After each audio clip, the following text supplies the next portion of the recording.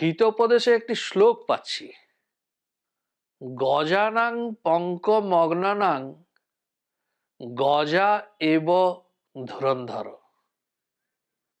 মিত্রলাভ, শ্লোক সংখ্যা 199। এখানে এই শ্লোকের অর্থ হচ্ছে, হাতি যদি কাদায় পড়ে তাহলে একটি হাতি তাকে উদ্ধার করতে পারে। এখানে হাতির অর্থ হচ্ছে ধুরন্ধর। ধুরন্ধর মানে হাতি। এবং হিতোপদেশ মানে প্রতি কথায় উপদেশ পাওয়া যায়। এখানে উপদেশ হচ্ছে, সাধু ব্যক্তিদের উদ্ধার করতে সাধুই আসবে। কোনো সাধু যদি বিপদে পড়েন, তিনি চোর তস্কর বদমাইশের সাহায্য পাবেন না। তাকে উদ্ধার করতে কোনো সাধুকেই এগিয়ে আসতে হবে।